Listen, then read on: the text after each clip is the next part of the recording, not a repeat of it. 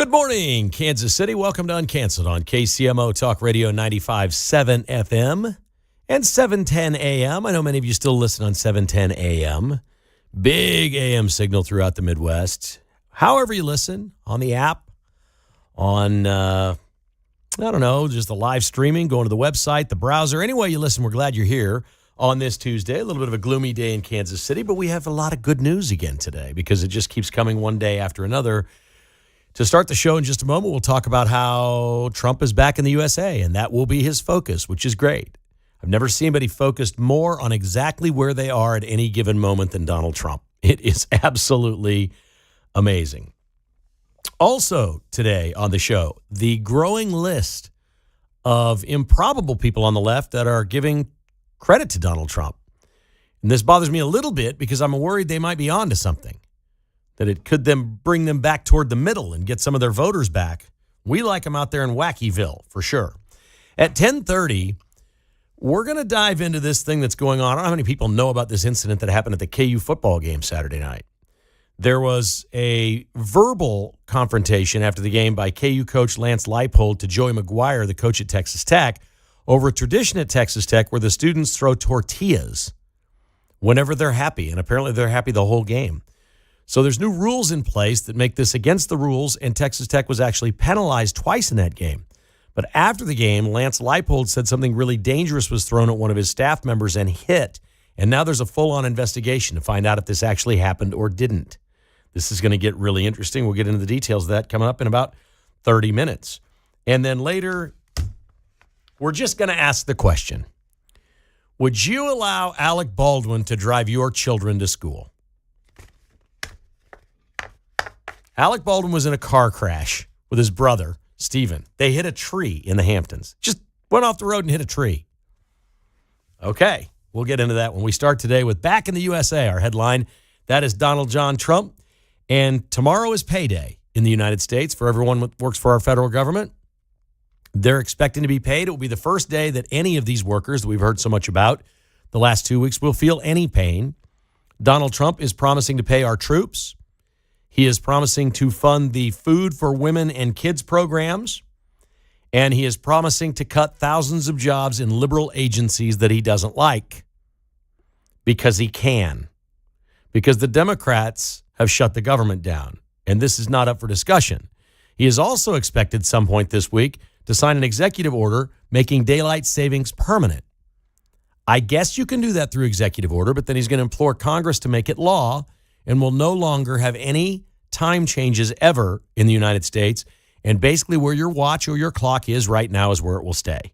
No matter where you live, that will be the executive order. We're going to stay on daylight savings, which means typically throughout the year, we're going to have an hour more of daylight than the alternative of running the clocks back an hour. So it's another busy week for Donald Trump. I don't believe, I'll be honest with you, I've read all these things that he doesn't sleep on Air Force One. I think sleeping and napping are two different things. I asked my mom if she was taking a nap. She goes, no, I was just resting my eyes. Okay, we've all got a different definition of what we do when we're tired. I think of sleeping as going to bed at night and getting 6 or more hours. That's sleeping. But as my schedule has gotten stranger the last year of my life, and I get up earlier and earlier, and then try not to get up so early on the weekends, I get into these weird patterns where I don't know why this has happened, but it happened to me last night. I'm a little tired today. I went to sleep early. I didn't watch the end of the second football game. And then I woke up about midnight a little bit restless and had all this stuff going on in my mind. And I actually felt rested. Like, okay, I just got a couple hours. I'm good. And it was really weird. And I thought, how am I going to go back to sleep? So everybody's different. I'm guessing Trump's that guy. I don't think Trump goes down and sleeps for 8 hours. I don't think that ever happens.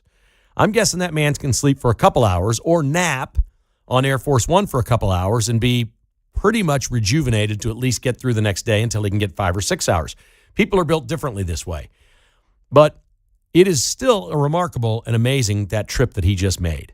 Using Air Force One as his flying Mar-a-Lago, basically, is what he does. Going to Israel and then Egypt and taking the world by storm and making all the headlines. And then on the way back, what does he do? How does he stay in touch with everybody? And how good is his staff this time compared to last time? Because the second they come back, they're going to do this Charlie Kirk remembrance. They're going to do the Medal of Freedom. They're going to do we're going to pay these government entities. We're going to cut these jobs.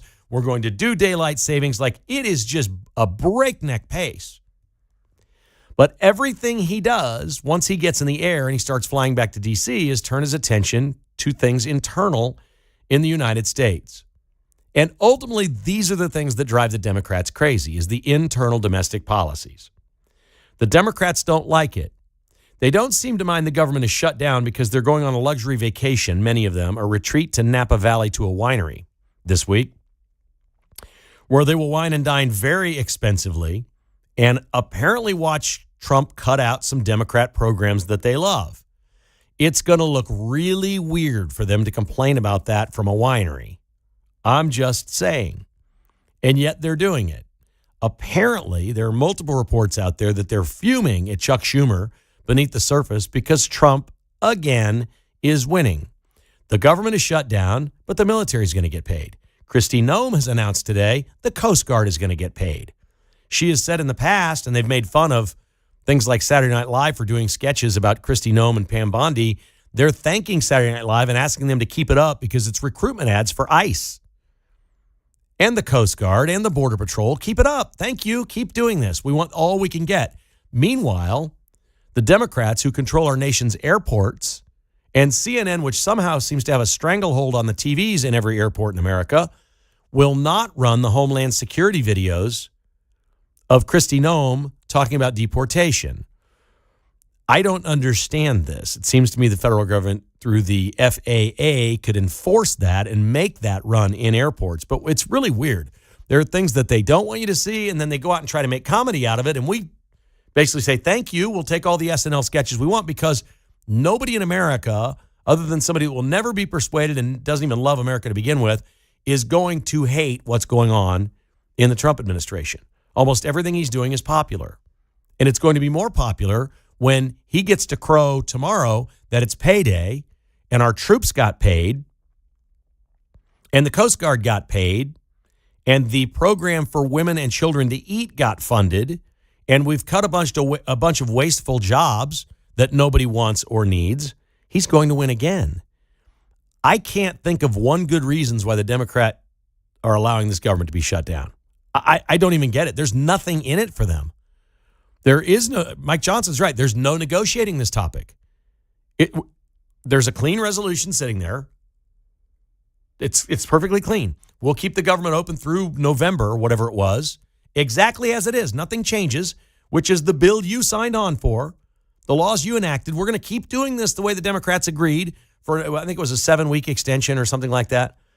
We'll keep that going, and the Democrats say, no, we're not going to keep going what we agreed to before. How do you win that? What's your leverage? What's the end game? And have they not learned that Trump is going to win? He's always got a Trump card. He does.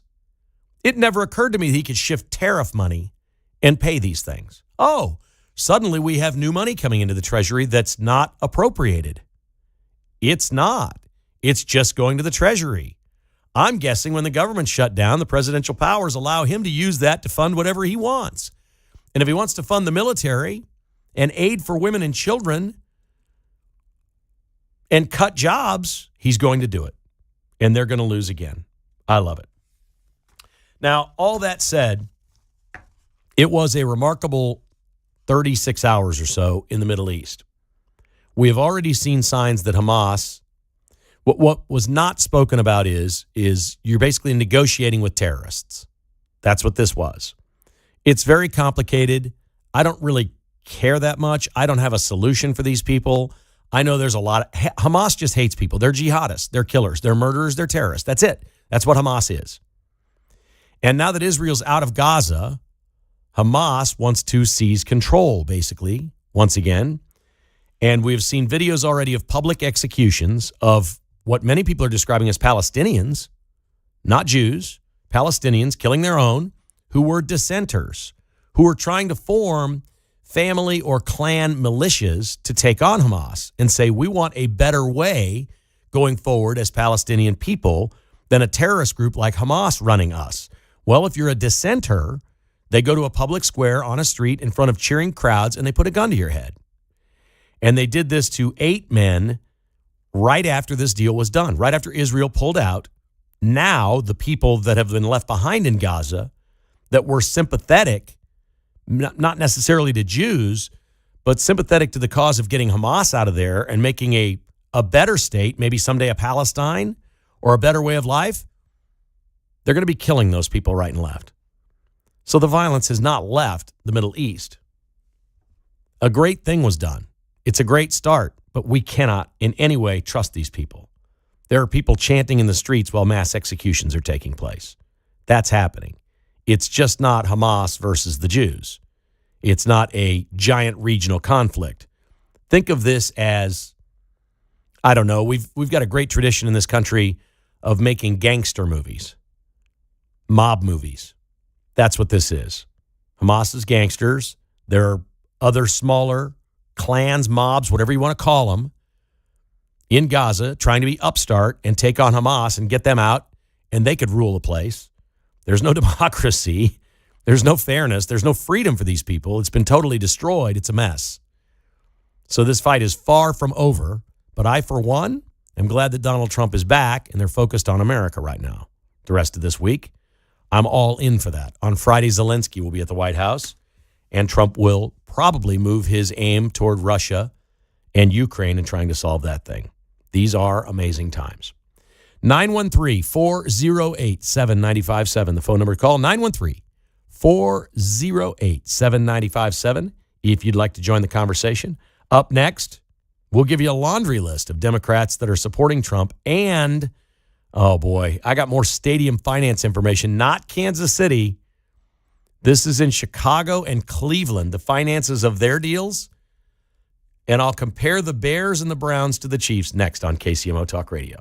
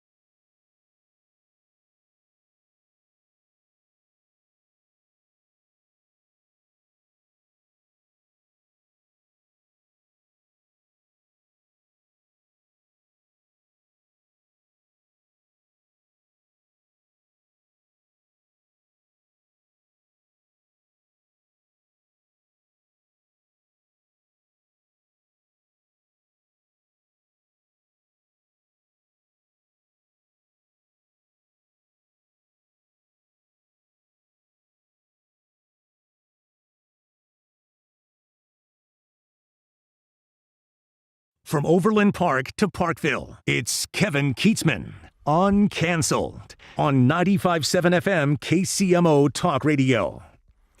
Man, it is crazy to see what other NFL teams are doing and how long it's taking the Chiefs to decide what they're going to do. There is just movement everywhere. I know Pete had a guest on earlier today talking about what Denver is doing with their new stadium, that it's going to be privately funded. Those are the Walmart folks, and they've decided they can just take $5 billion of their own dollars and spend it, and it will still be super profitable over the next 20 years as opposed to staying in their current stadium and renovating it.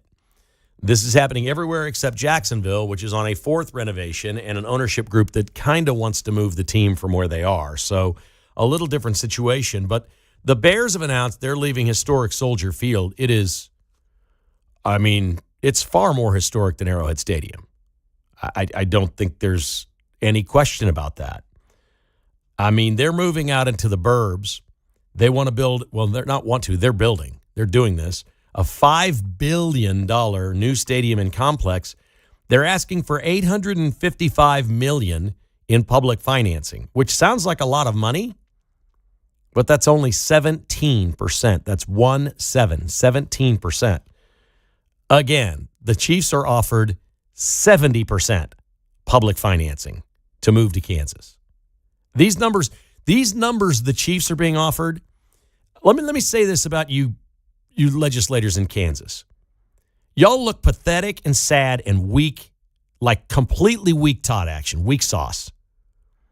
I'm embarrassed that you extended your deadline, that you're allowing them to drag you through like this, and nobody had the balls in the state of Kansas to look at Clark Hunt and Mark Donovan and say, nobody's ever gotten this offer.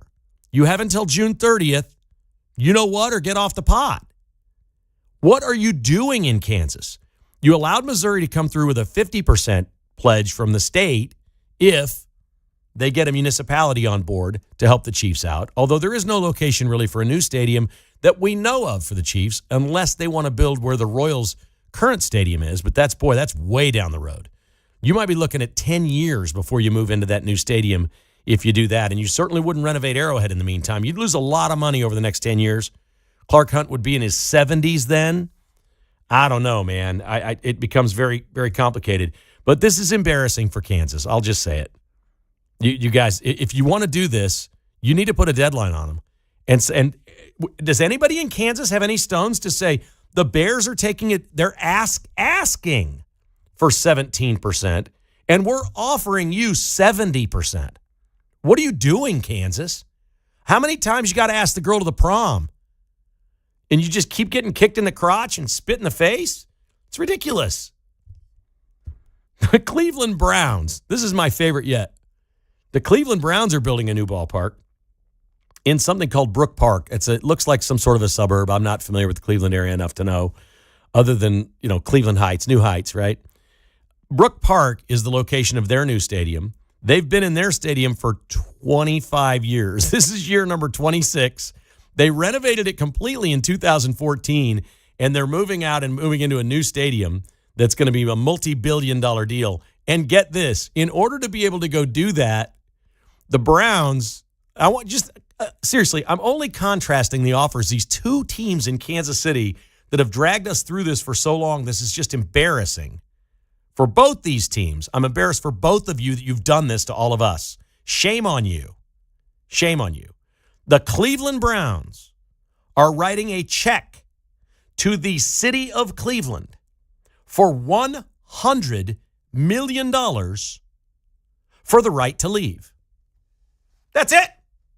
And the Browns have been absolutely awful. Awful. The Browns get nothing. They just want out. It's like Tiger Woods' divorce, for God's sake. Here's $100 million. I'm moving out here to Brook Park, and I'm starting over all new. You caught me. It's over. I'm moving on. Are you kidding me, Clark Hunt? Mark Donovan? What are you guys doing? What's this game you're playing? You think you're going to get more out of Kansas? You're sitting here nitpicking over what? Some sort of county assessment or a local tax fee or something like that? Or, we can't figure out what our Star Bond Development District and area is going to be. We're going to quabble over whatever. You know what? What's the worst that could happen? They wind up funding 63% of it instead of 70%. You people are embarrassments to this community. What you're doing to Kansas City is not being done in other markets. And you politicians that are allowing it are also, you're all embarrassments. All embarrassments at this point. We don't know anything about where you're going, what you're doing. We just know that every politician in our area is like, oh, here's a wheelbarrow full of money. Take it all. We want you. We want you. Here it is. Here it is. Here it is. And the owner's like, well, I don't know. If this deal is the one we want, we're going to have to take a little more time and study this because, 70% is only 70%. Nobody in Major League Baseball or the NFL has ever had 70% of their stadium paid for by a state. That has never happened. I am tired of this process. I'm tired of all the stupid, spineless politicians, and I'm tired of these owners and the managers of these teams, these presidents of these teams, just steamrolling all the idiots that we've elected around here. Both parties. You're all just as lame as you can possibly be. Scared to death that it's going to wind up in the other state. And these teams are just playing you like a fiddle. Has any politician anywhere around here ever looked at another deal that any other team got in another city? Or do you just keep saying, more? We're going to put a county tax, like Clay County. Let's put it on the ballot. Let's do a 50-cent sales tax for the Royals. Come on, let's give them more. What in the world is happening here? I mean, maybe we give too much credit to guys like Trump for being deal makers because the Chiefs and Royals are run very well, but this is too easy. I could negotiate all this stuff for them. It's just nothing but caving in. 913-408-7957. Uncanceled continues.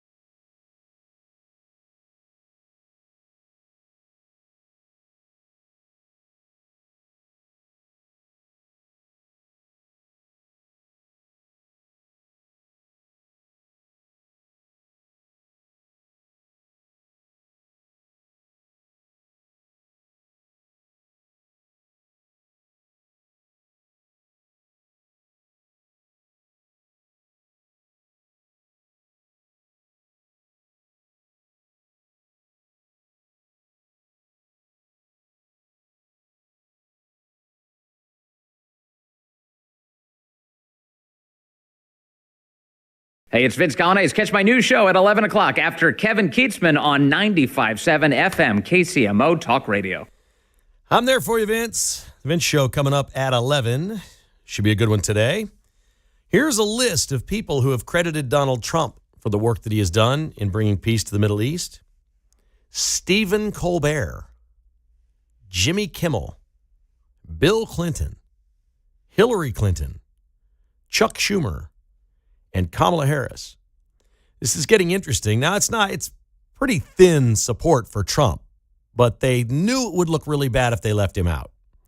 So I think in the case of Bill Clinton, there's a presidential code. Like, I don't know where George W. Bush is on all this and whether he's making any kind of the fact that he's not commenting speaks volumes to the hatred that the Bush family has toward the Trumps for what he did to Jed during the first election, during the first primary. But we're seeing some of them start to say some things that are a little bit sane, and that's troublesome to me because they're much easier to defeat when they're insane. But they still have a whole lot of crazy people out there, like the entire squad. None of those people are saying anything nice at all about Trump. They really don't know what to do. They've been screaming about ending genocide and it's got to come to an end and we got to have peace as if they knew it were not achievable. Therefore, they'd never have to credit anyone else. They just run around and say stuff. Like Liz Warren immediately, she can't name Trump either. She's got derangement syndrome. She immediately puts a post out and says, I've been calling for 2 years for this peace in the Middle East. Now we must rush aid in there and do this and do that. And it made it sound like she did it because, she's been calling for 2 years for peace since October 7th to do all this stuff. And J.D. Vance just went right back at her and quoted her piece and said, the president told me he did this on Indigenous Peoples Day in honor of you, Liz Warren, also known as Pocahontas. So there are those that will not give any credit to Trump, and they're trying to take credit themselves. That would include Joe Biden, who put a post out, or his people did, and Antony Blinken, his former Secretary of State. They're both trying to say that this would never have happened if they hadn't done all their hard work over the course of a year and a half. But I don't know anybody that's buying that. And it seems pretty funny that everybody's out there either trying to quiet the thing down because they don't want Trump to get credit, thinly veiling it and saying, well, Trump did a nice job here, or saying, wait a second, I did this, not him. I love the I did this, not him category. Seriously, like Liz Warren basically thinks she did it. Joe Biden thinks he did it. I like those people the best. I think they're my favorite. Mark, I'm sure you're aware of this story of what happened at the Kansas football game Saturday night, correct? Oh, yeah. Mm-hmm. Okay. With the tortillas? Yeah. Yeah. So let's reset this. About 25, 30 years ago, an ESPN announcer made a comment at a Texas Tech football game on national TV that said, boy, they sure love their football team here, and that's a good thing because there isn't much in Lubbock other than the Red Raiders and a bunch of tortilla factories. And so the students immediately pounced on this and said, let's take tortillas to the game and start tossing them around like college kids will. And for a while, they just tossed them around the stands, and it was kind of fun. Then they realized on a good night, if the wind was blowing just right, they could spin them like a Frisbee and get them all the way down to the opposing team's bench and shower the team with tortillas. And they did this forever, and every team that ever went there had to deal with it, and you didn't like it. You were told by your coach, don't acknowledge the fans, ignore the tortilla when it falls to the ground. Don't give them the satisfaction of turning and doing anything. It was part of going in. It was also an advantage for Texas Tech for many, many years because you had a team coming in that knew something weird was going to happen, and you had to ask your players to please ignore it, which is not a very human thing to do. Somebody chucks a tortilla at you, you would like to respond in some way. Well, the Big 12 finally took action on this, and they passed rules about tossing anything anywhere. There's 16 teams in the league. Last year when they voted, the vote was 15-1 to stop this. The lone vote against the proposal was the Texas Tech athletic director.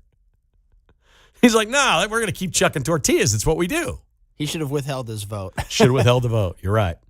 I don't think he cared. He knew it was going down. He was going to, do something cool for his fan base. Well, they keep doing it. The new rule says, this is what's crazy. They allow you twice to throw these things at the other team before there's any penalty. They warn you. You must stop or your team will get a 15-yard penalty. So Texas Tech was penalized twice on Saturday night against KU, which means that was times number 3 and 4. After the game, Lance Leipold, who's the head coach at Kansas, went off on Joey McGuire at midfield on the handshake. There were bad words exchanged. Joey McGuire wound up going like, what am I supposed to do? I'm over here on the other side coaching. You want me to, like, they're at it. Leipold walks away. Now, KU got spanked in this game, and it did reek just a little bit of this Brian Branch tantrum the other night, just a little bit, when the Chiefs spanked the Lions. It happens in sports. It's human. It's not a bad thing. It's just part of the deal. Leipold then goes into the post-game news conference, is asked about it, and goes, oh, no, it's not just tortillas. Somebody threw a pocket knife and hit one of the members of our staff. Okay, now there's a full-on investigation. The Big 12 is involved. They've charged Texas Tech with doing this. The Big 12 is getting security cameras, all kinds of different videos, and all this stuff. Here's what I know about all things with fan incidents, okay? This is not up for debate. This is a fact. This is not an opinion. At least 50 people know whether or not a knife was thrown. That's it. If somebody chucked a pocket knife, he not only did it, he clearly would have said to somebody, watch this. Or as he threw it, he goes, look, I just threw my pocket knife, or bragged to everyone that he did it. That happened. It's more than likely on an iPhone somewhere. More than likely. Kansas didn't produce a pocket knife after the game, but it really isn't on them to pick this thing up off the ground. You're told not to, do anything. But I think if I were the staffer that got hit by the pocket knife, I would pick it up, I would put it in my pocket, and I would make sure during a timeout or something that the authorities knew this just got chucked at me. And could you go back and look at this section where it came from and see if you can find out how you did it, because this is wrong. I don't know. All of these things are 50-50. The ones that are not 50-50 is the racial slurs. Those are easily disproven. They almost never happen. An athlete will say, oh, they were hollering this woman in the WNBA, what's her name? I forget, with the Liberty. Is it Liberty she plays for? Caitlin Clark's nemesis. Oh, Angel Reese. Angel Reese. When Chicago she said Sky. it, right, Yeah. a Chicago Sky. Okay. When she said it, I'm immediately like, no, didn't happen. And her coach is like, well, we didn't hear it. Nope, didn't happen. So this isn't racial slurs. This is actually something being thrown. All right? So I think these incidents are about 50-50. Sometimes somebody makes it up and says, well, they weren't just chucking something else came. There was an uproar over Rory McIlroy's wife getting a beer tossed at her at the Ryder Cup a few weeks ago. It was bad. It was stupid. It was wrong. It was also lame. It was like an empty cup of beer with like an inch of beer in it or something, and it just wasn't much. So I'm not saying that. I'm not placing a level of severity on this. A pocket knife being thrown out of the stands, let me be perfectly clear. That should be an arrestable crime. That should not just be you're banned from the stadium and you can't come in here anymore. There is some sort of, at the very least, misdemeanor charge for assaulting somebody with some sort of a weapon. Because there's no other way to describe it. If you throw a knife at somebody and it hits them, you've assaulted them with an actual weapon. Now, nobody's saying the knife was open. If it was a pocket knife, it was probably closed. It's going to fly better closed anyway. It's going to be a lot easier to throw and a lot safer to throw. Who would throw their pocket knife? Most of these pocket knives that people have now are $100 or more. You can get very inexpensive pocket knives, I know, but people who carry pocket knives, especially in Lubbock, Texas, are really proud of their pocket knife, let me tell you. They love their pocket knife. So this one's 50-50. I can't wait to see what happened. Of course, there's also the possibility that Tech won't be honest in their investigation. I would hope that they would be. I would think they would want to root out a fan. And, there's a line drawn here. Tortillas may be okay. Pocket knives, no bueno. Not here in Lubbock. We're not doing that. I would hope that the authorities at that school would take that very seriously. And I would hope that the Big 12 is watching this investigation properly, because that has to stop. I'm with Lance Leipold on that 100%. If indeed that happened, it's got to end. You can't have that. I used to stand it didn't matter whether I was in Oakland or the LA Coliseum, because the Raiders moved back and forth from Oakland and LA. I didn't know year to year where they were playing. But I'd go to the road games when I worked at Channel 4. And at the end of the game, we'd go down there and shoot our stand-ups. These people threw batteries. And I couldn't figure out for the longest time why they throw batteries at like visiting reporters and stuff and the opposing team, because we were always on the Chiefs bench side. And I realized, well, I'm going down there with under 5 minutes to play. Their batteries are dead. They're listening to the game. They bring spare batteries to put new ones in their radio when it croaks. So I always thought, why would you throw perfectly good? No, those were dead batteries being chucked at reporters. But boy, it happened all the time. And in those days, they didn't do anything about it. They never said anything about it. I don't think there was much they could do about it. Nobody got caught on an iPhone. But now bad fan behavior is caught pretty much everywhere. And I'm waiting to see how this happened and if it happened. Way back in the day, Mark, you're probably too young for this. There was an incident at Bramlage Coliseum when Roy Williams was the coach, and Kansas won about 700 games in a row against K-State, and the building had been open forever, and K-State had never beaten KU in the building. Never. And as they were leaving, it was very controversial at the end. I don't remember. There were a lot of controversial endings. The fans were mad. Okay, this is sort of K-State KU lore. None of this is provable at this point, and there weren't any iPhones. Roy Williams was livid after the game that Rex Walters got hit with a coin on the way out, walking into the tunnel. And Roy Williams had this accent, this dialect. And he's like, Rex got hit with a coin.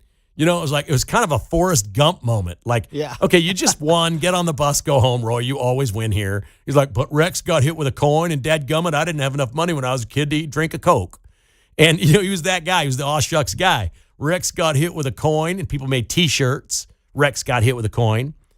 Nobody really knows for sure whether it happened, but the absolute belief among all the people, all the students, all the people that were at Bramlage that day, word got around, was that it was current Oklahoma head football coach Brent Venables that did it. I am not kidding. That's awesome. If Rex got hit with a coin at Bramlage, it was Brent Venables. And because he was a player at K-State. I think he was a coach then. Or he was yes, a coach. I think he really? was an assistant coach at that point. He might have still been a player, but I think he might have been on the staff. Okay. He definitely was a player and coach. So I don't know if at the time he was a player or a coach. Yeah. But it was a heck of a story. And Brent Venables had a long road to becoming a head coach. He had, I shouldn't say anything more about Brent Venables. There were just always questions whether or not he was head coach material. I just imagine in the interview room, hey, did you throw a coin at Roy Williams back in the day? Did you know that the two finalists for the Missouri job when Gary Pinkel was hired as head coach was Gary Pinkel and Brent Venables? Really? Do you know how long ago that was? Yeah, that was in the, 90s? I mean, that's crazy. Yeah. You look at Brent Venables, you don't think he's that old. But no, Rex got hit with a coin. Most people believe to this day it was Brent Venables that did it. Wow. You can't throw stuff out of the stands like that. We'll see how this one winds up. Uncanceled continues. We come back. We're going to check in with Mark. Uh-oh. What was this news that came out about KU basketball yesterday? Oh, no. Say it ain't so. Next on KCMO.